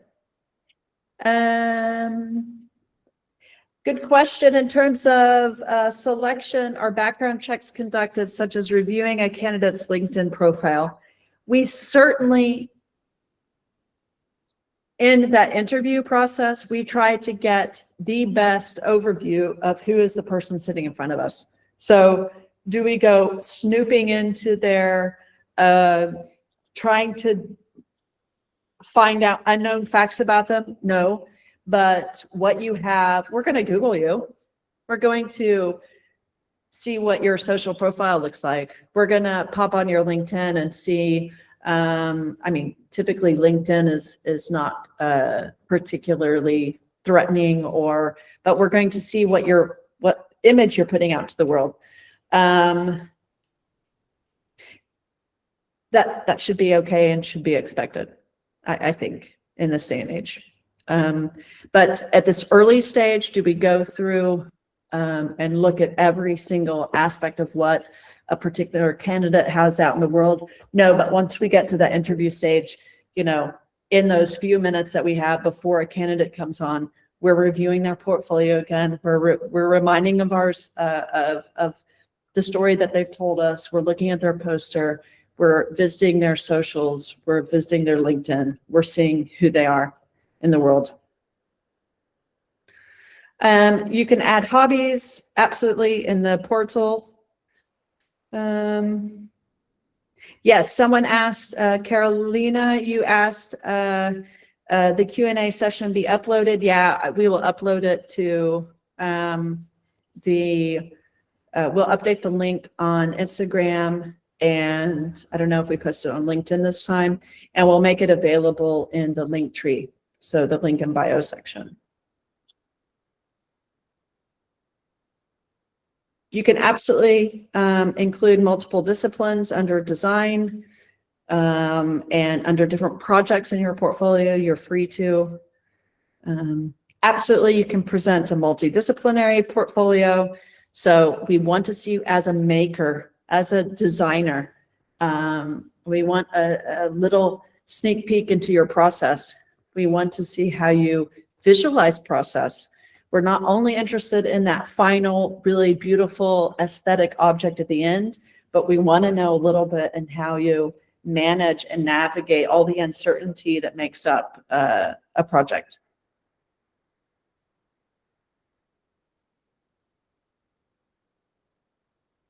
Lisa asked, is wondering if we can apply some motion within the poster. Absolutely. So the poster is open for interpretation. Can it be a static image and it's a static image of, I'm just winging it here, okay? Static image of a bus shelter. So you know where people will catch the bus. And you're based in London and you take a picture of the bus shelter, and in the bus shelter, it has an advertisement that is a video screen, and you want to integrate your idea into that video screen. Sure. Thank you. No, Thank you yeah. very much. Yeah, so really interpret that as, this is, you know, again, let's say all those 518 people apply. Show us something that we haven't seen. Show us, you know, yeah. Anyway, and tell the good story and be very confident in it. I really like it when I've had a sneak peek a little bit about what people are submitting just to see if it's working and whatever. And yeah, there are a couple that I've already seen that I'm like, okay, they've read the article, they've thought about it, they've said, what would I do? And then they're responding, and they're coming up with something kind of playful and fun and engaging.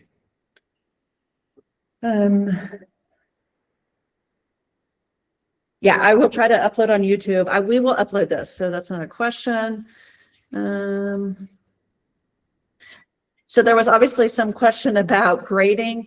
Yeah, ideally we would have something where we don't have to grade students at all, but unfortunately we're in a system where we have to grade students and they have to eventually get a mark. But I would say I agree with what the students are saying as well. The focus really from our perspective also as teachers is on learning and engaging and talking and reflecting and understanding and trying and failing and questioning and getting sick because the weather is weird and recovering and supporting and whatever. So it's really not something where, and I know for some students, they will struggle with that. They will struggle with the expectation of, I'm going to submit this, I'm going to submit it, it's going to be on time, and I'm going to get a good grade, and I'm going to get lots of feedback on it, or no feedback, but I'm going to get a good grade. And we want students to be ambitious, but be ambitious because it adds value. So not necessarily it relating to a 19 out of 20 or whatever grading scale that is used. Alina says, it's totally fun, the poster, but she's a little bit stressed out about it. Come on. Good luck, Alina.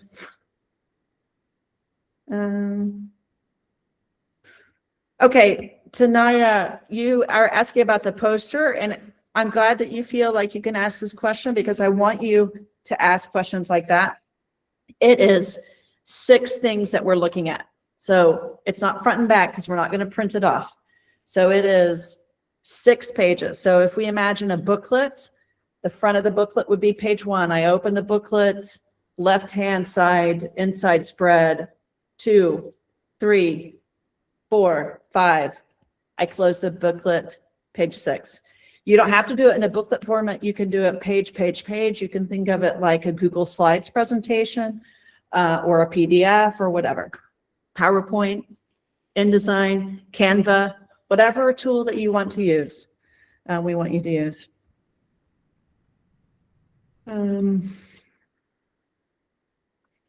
So Carolina, we're coming to the end. And Maria, just before I forget, does the Mastermind Scholarship apply to Responsible Futures? No. So the Mastermind Scholarships are only available in Belgium to students who are studying in Belgium for the entire duration of their studies. It's also very competitive process, but I also asked that last year, if you can apply for the Mastermind. Just coming back to have a timeline. Let me just quickly get back to here. We will be doing interviews the very first week of March. So you can imagine the speed at which the submission is happening next Tuesday. And then basically admissions has like a week to crank through all and make sure what has been submitted, what are students missing, who doesn't qualify, et cetera, et cetera. And then once they've gone through that process, then we go through and we start divvying up the task between us. So it's quite a very quick turnaround. There's not a lot of turnaround between this is when you get your, I would already say to those students who are quite confident, hey, this is the stars are aligning. I'm coming to Belgium next September. Block out, no, you don't have to block out anything. The week of the 2nd through the 6th of March will be the time that we're doing interviews. It's online. You will receive in the weeks prior, you will receive congratulations. You've been invited for an interview. Here is your link and here is your timing. We take into consideration that you might work. We take into consideration where you live in the world. We take into consideration, can you change it in dire circumstances? But we really have tried to make sure that You know, for instance, Pakistan is a very strong country for applicants. So we group all them together. So we're kind of comparing people from the same kind of cultural perspective as well. So we group them and we try to make sure that the timing for the interviews match to the context. So you're not waking up at 3 a.m. trying to, we would prefer that we wake up at 3 a.m. instead of you in that regard. We want you to be on your best self, full of coffee, motivated, and nervous. We know that you're nervous, but it's okay. We're on your team. And I will illustrate this only in one way. One of the students that we have here,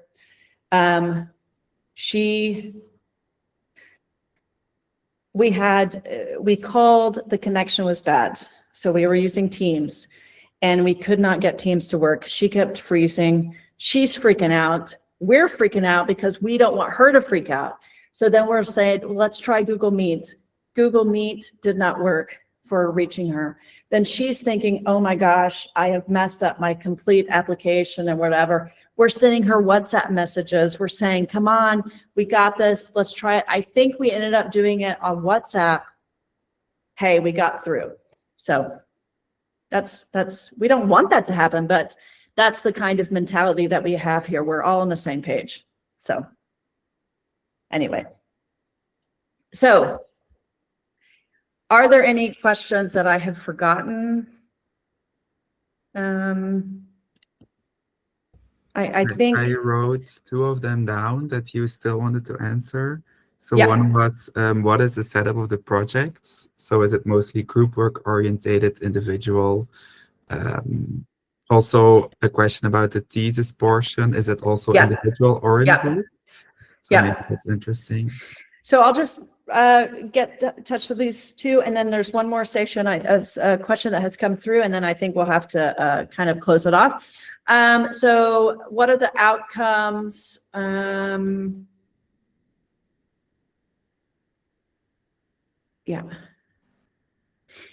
Yeah, so I think the first question is really thinking about where does a designer who is a graduate of Responsible Futures, where do they kind of position themselves in as a graduate? I think we have yet to see that space exactly. I think there will be students in their master's year that are designing services, products, carrying out research, developing business plans, working collaboratively, working for industry-based assignments. So I think there's going to be a lot across the board. Are we teaching students to become a service designer so that they leave and they're service designers? No. Can a student enter as a graphic designer and leave as a UX UI designer? Sure. If they do enough projects where they start embedding and familiarizing themselves and they use that final semester to kind of go deep and to work towards that, but we're not necessarily saying these skills are going to make you that kind of disciplined designer.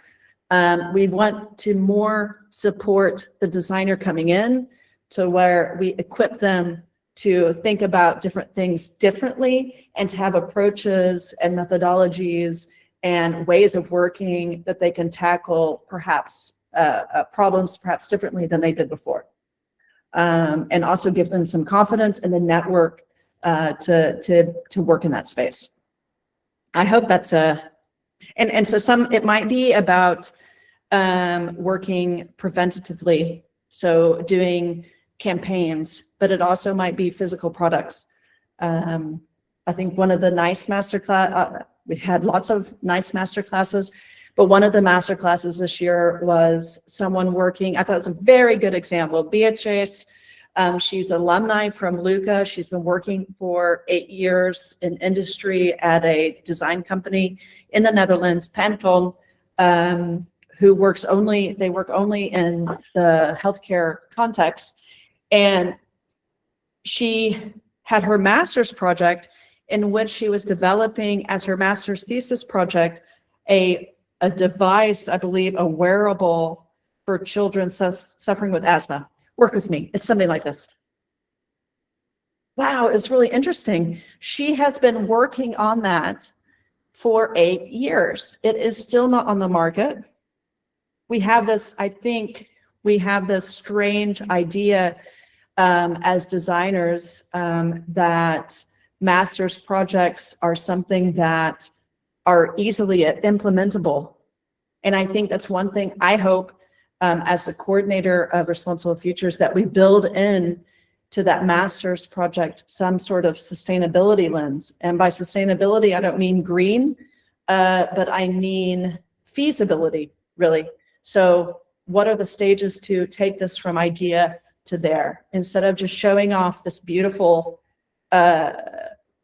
project that shows promise, how about a project that shows promise but can actually be implemented and is a viable solution? So I went on a tangent again. Last question, what is the setup of the projects? Is it mostly group work oriented, individual? Most of the projects, certainly in our semester, are group projects. However, in saying that, tomorrow the students are presenting kind of individual works. We do see this as an opportunity because we come from so many different disciplines and backgrounds that it's an opportunity for students to come together and learn from each other, learn different ways of working.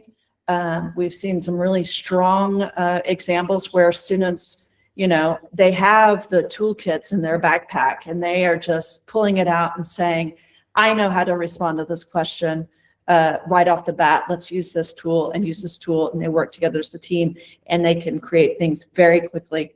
So team projects, individual projects. For the thesis portion, I believe at the moment, this will also be an individual project. Are there opportunities where people might want to work together?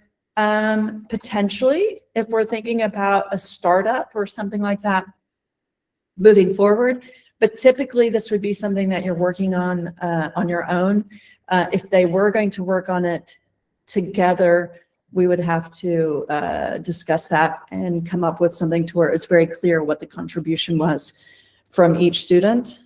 I think at the moment, so some of them will be with industry partners, some will be with more academic partners, some will be more academically driven. So I think this is something that we will discuss in the next kind of year or 6 months as a team, the academic team. If you are someone that is wanting to continue your career academically, then it makes sense that the thesis project that you're doing situates itself as something that continues in that trajectory. If you're someone that's going to want to step into more of a senior role at an NGO or whatever, you should probably pitch your project there. If you're wanting to do a startup or work in policy, whatever the context is, your master's thesis should support you in that. And it's not something that we want to feel as something arbitrary, but it should be something that is beneficial to you. So that's something that we're reflecting on as a design educator. So at the moment, yes, there is a paper and there's a project, but those papers and projects might look differently depending on where you want to go in the future. Last thing, could you share approximately how many candidates are usually shortlisted for the interview? At the moment, we say we want to have, last year, I think we had around 65, and that was really intense, and we're really wanting to keep it, I would say, 50 to 60 shortlisted candidates. And how that runs is we make a decision in that week who the students are, who we are inviting to the program, the students who are getting are being offered a scholarship, and then the students have just a couple weeks to come back to us and say, I'm taking that position or I'm not taking that position. And then so we have a short list of students who are offered the scholarship or offered a position based on whether or not someone accepts or doesn't accept the position. And we know that there are some situations around people looking for other funding or applying to other schools or applying to different contexts, like SDSI, for instance. And so we like to hear from students also in that interview process, where else they're looking and what else they're doing and what their plans are. Anyway, so thank you for that amazing 2-hour marathon session Q&A, and we wish you all the luck for this final push. And again, be confident going into what you're proposing, your application. It's very competitive, but we hope that you feel good about what you propose and what you submit, and that's the best advice I can give you. If you have any questions, email info@responsible-futures.eu, and we will get back to you. Thank you very much for your time and presentation. Yeah, thank you. Goodbye. Have a good one. Thank you, Andrea and Floris. Yeah, no problem. Thank you, everyone. Yeah, you're welcome. Thank you to our students as well who decided to stay with us. Yeah, thank you, the students, for sharing their Yeah. experience.